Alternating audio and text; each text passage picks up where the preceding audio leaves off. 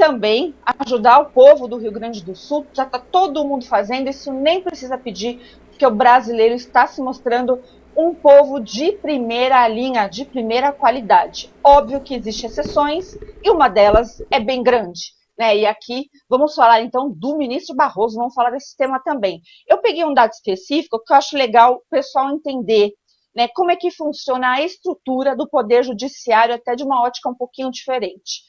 O ministro Barroso, faz um dia atrás, ele foi às mídias todo pavão, bem pavão mesmo, dizer que o judiciário estava destinando o importe de 82 milhões para a tragédia do Rio Grande do Sul. Como é que é feito? Do que se trata? Do que ele está falando? Então vamos lá. Através do CNJ, Conselho Nacional de Justiça, que fica com dinheiro em juízo retido das penas pecuniárias no Brasil. Então, ele destinou ali 63 milhões desses 82 que eu falei.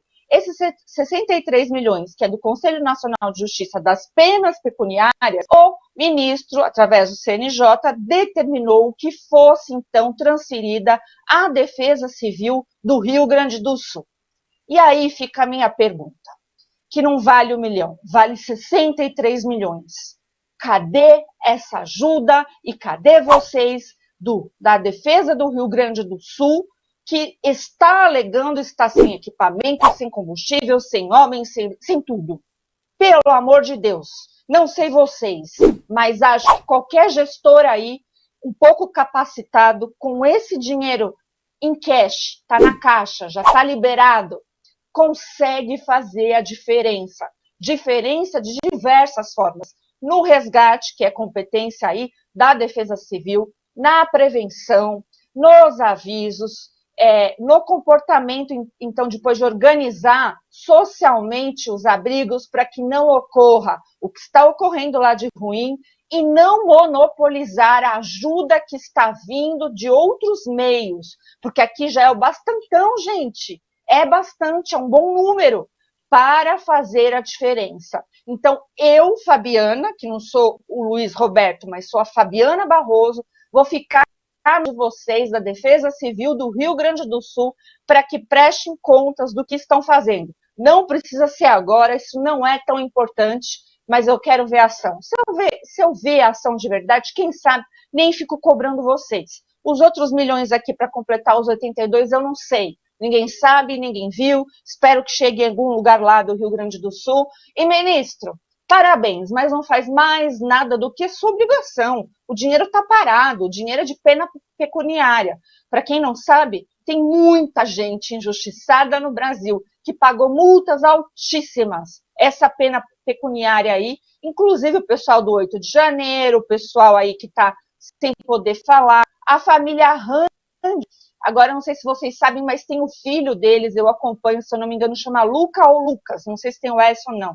Luca Hang ou Lucas Hang, que tem feito um trabalho excepcional. Ontem eu vi um trabalho da Gosto. Você falou, brasileiro maravilhoso, obrigada a essa família, que Deus prospere em dobro. Eles estavam levando equipamentos para os bombeiros, porque estava precisando. Então, desfibrilador, coisas básicas, equipamentos também mais requintados, que vai servir para essa tragédia e para os próximos dias. É coisa de gente inteligente, que sabe o que investir, como investir, para poder chegar na ponta ali.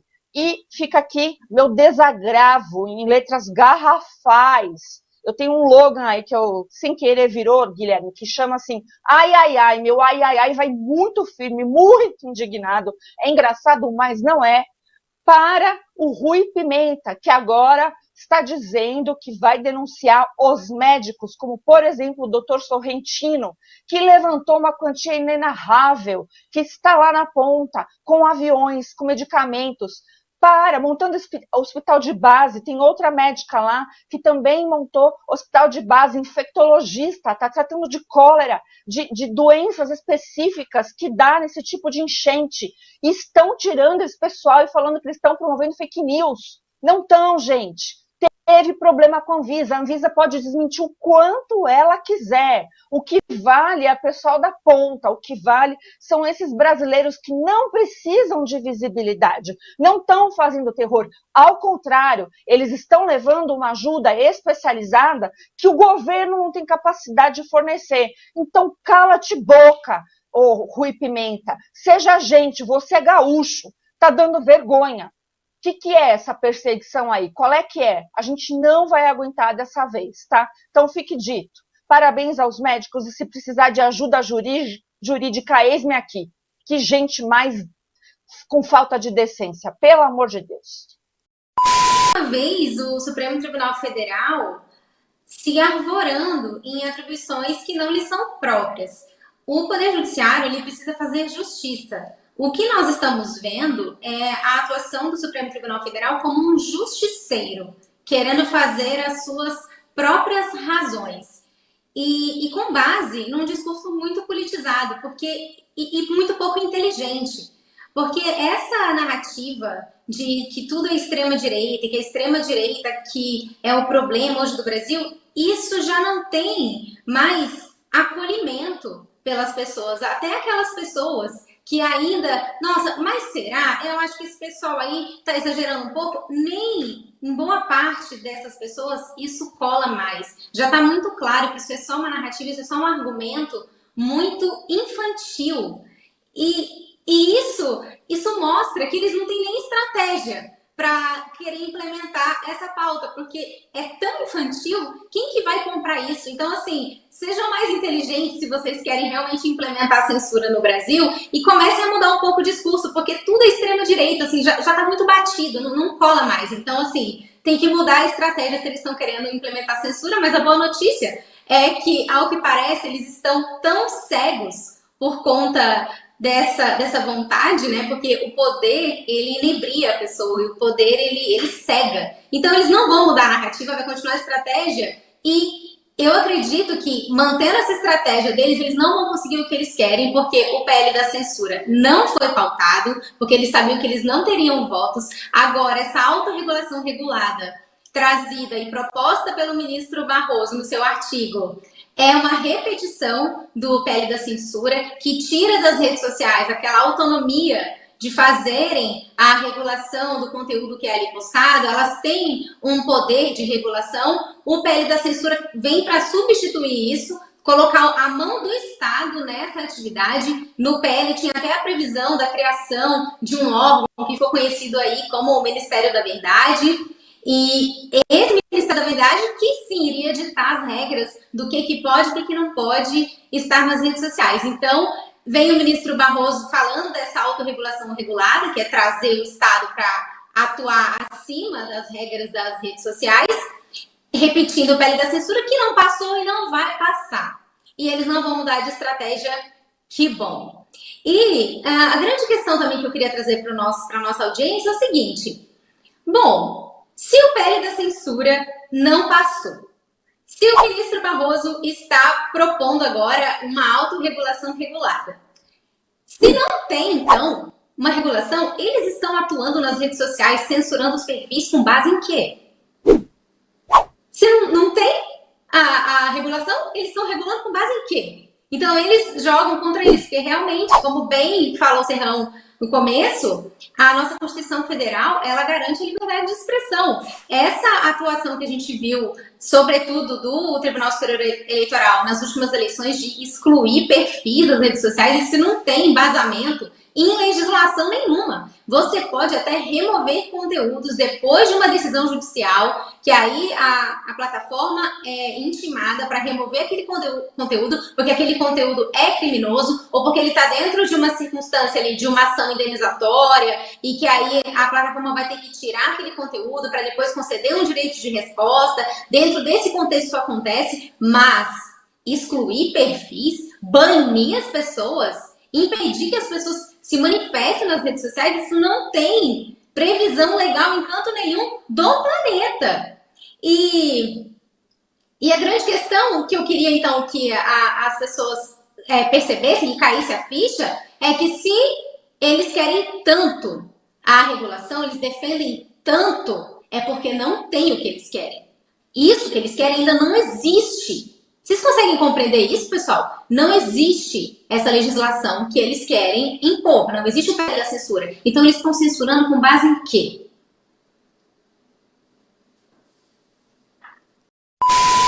Obrigado, Paulo. Paulo, conta pra gente a tua participação, fundamental a tua participação ali no Congresso e os desdobramentos ao longo desta semana. Você consegue fazer um resumo pra gente, Paulo? Claro, nós tivemos aqui, como a gente antecipou na semana passada aqui na Auriverde, nós tivemos o feito inédito de conseguir uma audiência sobre o Brasil dentro do Congresso dos Estados Unidos. E qual era o objetivo dessa audiência? O objetivo dessa audiência eram alguns. O primeiro deles era nós conseguimos levar para o mundo o que vem acontecendo no Brasil. Essa é uma grande dificuldade que nós temos, é que a comunidade internacional pensa que o Brasil é uma democracia, pensa que não sabe que o Brasil censura jornalista, não sabe que tem congressista jogado na cadeia por fazer vídeo, não sabe que tem preso político, não sabe que tem centenas de pessoas com tornozeleira. A comunidade internacional não sabe disso, porque é muito pouco noticiado sobre o Brasil nos Estados Unidos. A gente sabe que os veículos de imprensa tradicionais americanos que têm sede no Brasil, New York Times, CNN, por aí vai, estão em conluio, né? Eles são os grandes autores dessa ditadura. Então, a primeira coisa que nós fomos fazer foi encontrar um lugar onde nós tivéssemos liberdade para falar o que nós quiséssemos, já que não está dando para fazer isso dessa forma no parlamento brasileiro. Então, fui lá, tivemos a presença de uma delegação de mais ou menos uns 10 parlamentares do Brasil. Muitos cancelaram as suas vindas porque tinham compromissos no Rio Grande do Sul, o caso do Marcel Van Hatten, por exemplo. Mas nós tivemos aí vários deputados e senadores que fizeram questão de vir aqui aos Estados Unidos por conta desse momento. Tivemos também a presença lá do Alan dos Santos, que entregou um depoimento por escrito. Tivemos a presença da Ludmila Lins Grilo, a juíza, que entregou um depoimento por escrito. Outras pessoas entregaram depoimentos por escrito, como o pessoal da ASFAV, familiares e vítimas do 8 de janeiro. E nós tivemos o Michael Schellenberger, o jornalista que revelou os Twitter Files e expôs a situação do Alexandre, como que ele censurava as empresas de rede social, mais especificamente o Twitter, o X. Nós tivemos também o dono do Rumble, o CEO do Rumble, fundador, o Chris Pavlovski. A gente sabe, né, Pitória, a gente que trabalha muito com vídeo, que o Rumble era fundamental para o Brasil, né? O Rumble era uma plataforma fundamental porque no Brasil a gente sofre a censura do YouTube e a censura do Alexandre. E o Rumble, infelizmente, fechou o acesso do Brasil no início desse ano por conta das decisões do Alexandre. E nós tivemos nós tivemos a minha pessoa, né? Eu estava lá fazendo um testemunho sobre liberdade de expressão. A esquerda teve lá uma testemunha bem fraquinha, um professor da Universidade de Oklahoma, que estava muito nervoso, muito tímido lá. Nós tivemos a presença dele também. A segunda coisa que nós fomos fazer lá foi explicar aos Estados Unidos o papel que os Estados Unidos tiveram nessa história. E isso é muito importante, Pitório, muito importante. As pessoas pensam que o problema do Brasil é só do Brasil, que o Alexandre está fazendo tudo que está fazendo porque veio da cabeça dele. Isso não é verdade. O Brasil está inserido dentro de uma rede internacional de censura, né? O nome disso aqui nos Estados Unidos, o nome que está sendo dado, é Complexo Industrial de Censura. Uma rede muito, muito bem articulada, que envolve ONGs, financiadas por bilionários internacionais como Jorge Soros, tá? E parece teoria da conspiração, mas não é. O Atlantic Council, por exemplo, que é financiado pelo Jorge Soros, foi quem produziu os relatórios que o Alexandre usou no inquérito das fake news. O Sleeping Giants, que pediu os nossos cancelamentos, você lembra bem, o Vitória? Sim. O Sleeping Giants, financiado pelo Jorge Soros, também. Então você encontra as redes de checagem de fato, por exemplo, internacionais, todas financiadas por outros agentes, como o Pierre Omidyar, que é antigo dono do eBay. Então, bilionários internacionais financiando ONGs que davam suportes a agentes do governo dos Estados Unidos que traziam as ideias de como, abre aspas, combater desinformação. Isso que a gente está vendo agora no Rio Grande do Sul, isso não vem do Brasil. Isso vem dos Estados Unidos. Então a gente mostrou como que os agentes do FBI se encontravam com as pessoas do TSE para fomentar esse tipo de censura, chamada de combate à desinformação. O Alexandre aprendeu isso com alguém. Então, nós fomos lá explicar o papel que os Estados Unidos tiveram nisso, o papel que os Estados Unidos tiveram mandando diretor da CIA, secretário de defesa, né, o chefe do Pentágono, o assessor do presidente, para vir aqui botar pressão em políticos, em militares, etc., para que não confrontassem o Alexandre de Moraes. Então, a gente foi lá nos Estados Unidos falar, olha, vocês são responsáveis pelo que está acontecendo aqui. Vocês têm a sua responsabilidade. E nós precisamos que vocês parem de ser uma força para o mal e passem a ser uma força para o bem. O que me leva ao terceiro ponto. O terceiro objetivo que eu tinha lá. É um objetivo que não é muito compartilhado pelos nossos parlamentares, mas eu creio que seja importante. Que é para que os Estados Unidos, eles tomem ações para ajudar a restaurar a democracia no Brasil. Essas ações muitas vezes são dolorosas. Incluem sanções ao governo brasileiro. Interrupção de cooperação entre as Forças Armadas americanas e as Forças Armadas brasileiras, sanções comerciais, sanções no mercado financeiro, sanções, mais especificamente, sanções contra os agentes públicos que são responsáveis pela censura. Então, se você é um ministro do Supremo Tribunal Federal e está violando liberdades de expressão internacionais, que são protegidos por legislação internacional, direitos consagrados no Ocidente, você vai sofrer pessoalmente as consequências. Você vai perder o seu visto, você vai ter os seus ativos no exterior bloqueados, você vai sair do sistema financeiro internacional, talvez você fique impedido de fazer comércio com empresas americanas. As sanções são graduais, até que você caia em si e restaure os direitos fundamentais, porque aqui ninguém está falando de Bolsonaro, ninguém está falando de Lula. Estou aqui para defender os que atacam o Bolsonaro. Estou aqui para defender os que atacam Lula. Estou aqui para defender os que atacam Alexandre de Moraes. E atacam aqui, a palavra criticam, a palavra correta. Agentes públicos existem para serem criticados. Então, nós tivemos esses 3 objetivos. E agora vem o próximo passo, que é muito especial aqui, que eu posso contar para a sua audiência. E a Guta daqui a pouco pode até falar melhor para a gente sobre isso. Abuso de autoridade. Nós temos no Brasil uma lei que pune o abuso de autoridade. Vocês sabiam disso, autoridade? Você, autoridade, que está tentando praticar censura, você só dá uma sorte danada. Que a gente tem uma Constituição aqui de 250 artigos, 140 e tantas modificações nela, mas falta nela um artigo que diga: vou punir quem não cumpre a Constituição, a pena é tal. Isso não tem. Nossa Constituição fala de tudo, mas não fala o essencial. Quem não cumpre a Constituição não é punido. E pior, mais grave ainda, quando o guardião da Constituição não está guardando a Constituição, o que eu faço com o guardião? Não fazemos nada. Que quem deveria e poderia fazer é o representante do povo chamado Senado Federal. É ele quem cabe fiscalizar a mais alta instância do judiciário, que tem o papel de ser a guardiã da nossa Constituição. Então, quando esse tipo de falha institucional acontece, o ideal seria que as instituições, né, pela teoria dos 3 poderes, se equilibrassem a elas mesmas. O equilíbrio entre os 3 poderes é um conceito dinâmico, não é um conceito estático. Por isso, uma instituição pode e tem o dever de interferir ou chamar a outra na chincha, vamos usar assim o termo popular, né? Quando uma está pisando na bola. É isso. Isso aí se chama, como é o nome daquela palavra mesmo? Democracia.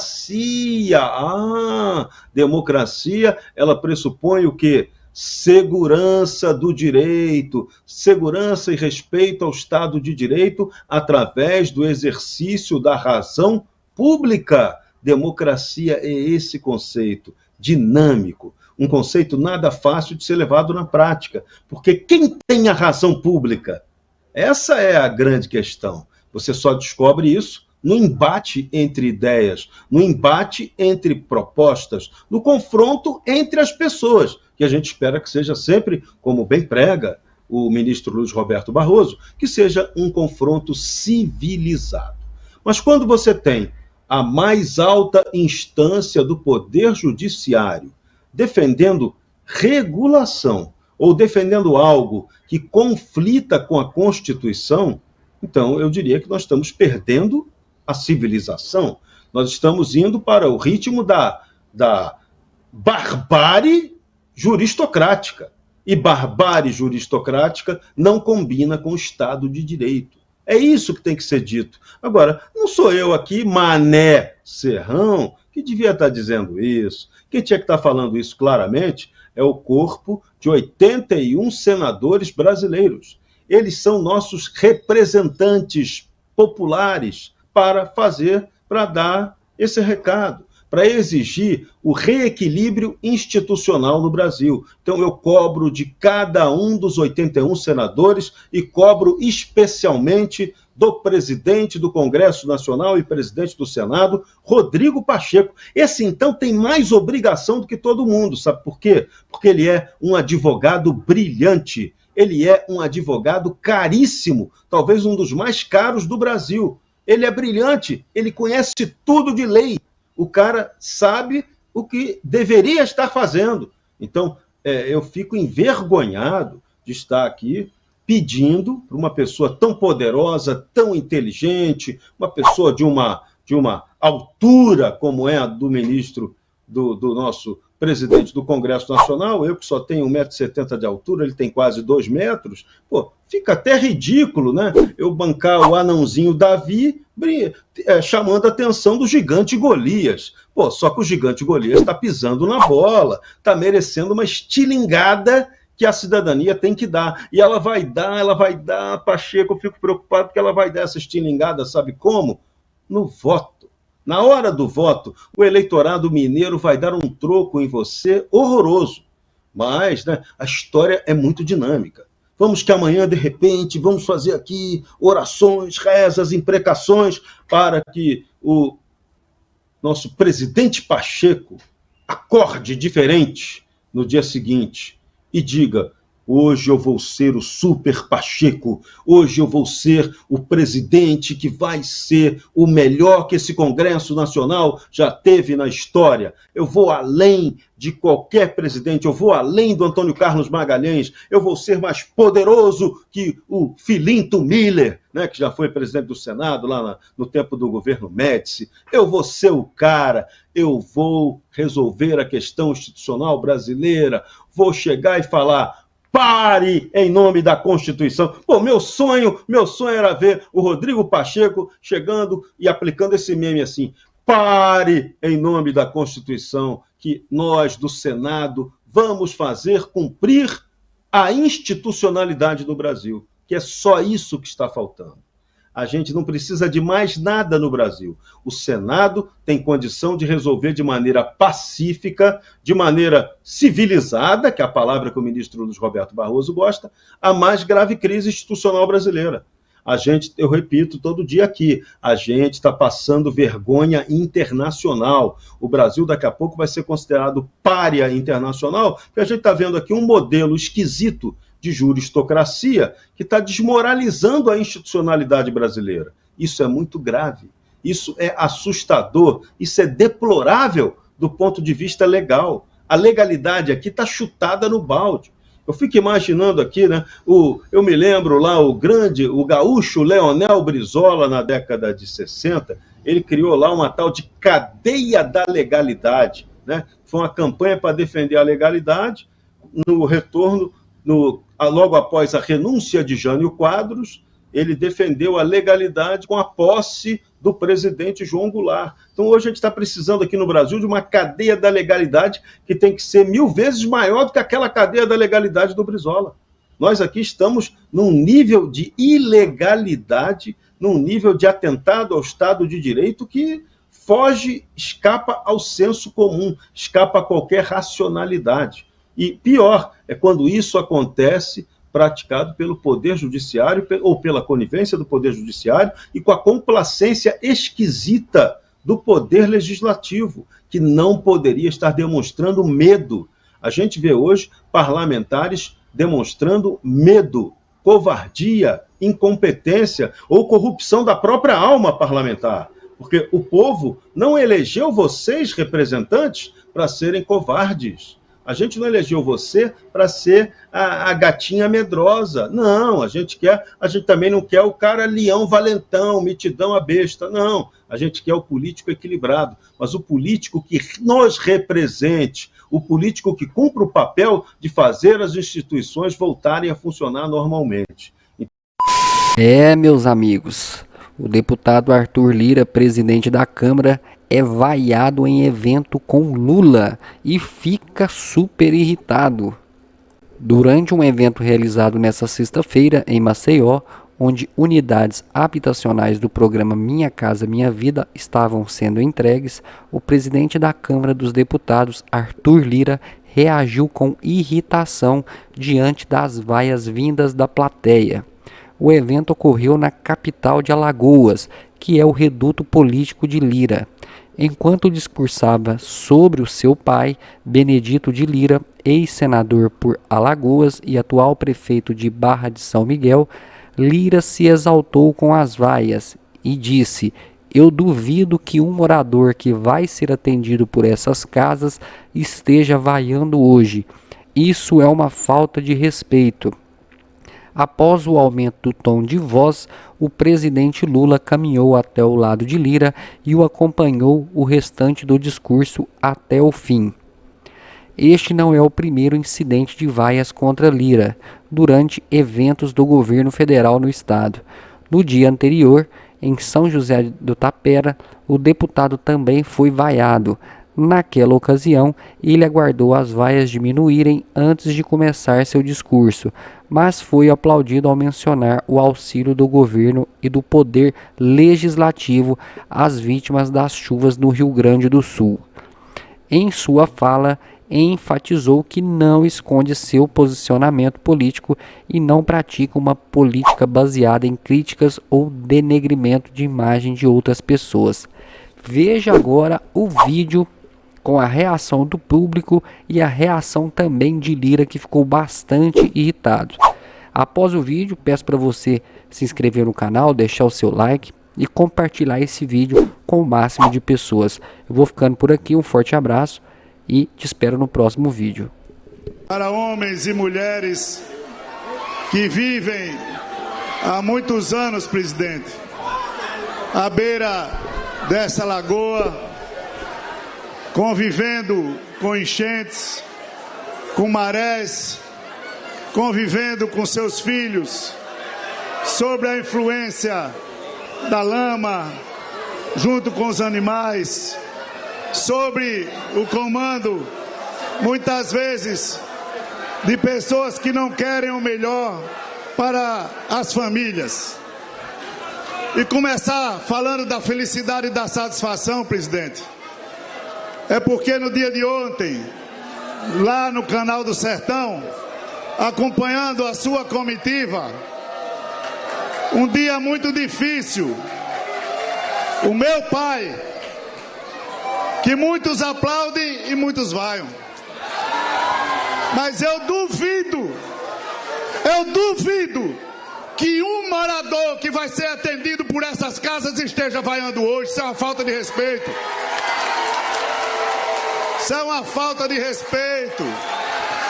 E ontem, presidente, foi um dia de muita dificuldade, porque o senador Bill, que lutou junto comigo desde 2015, para que governo após governo, ministro após ministro, presidente da Caixa após presidente da Caixa, presidente da República após presidente da República, porque começou esse projeto da Lagoa, foi protocolado ainda no governo Dilma, foi selecionado no governo Temer, quase se perde e foi aprovado no governo Bolsonaro e hoje continua firme no governo Lula.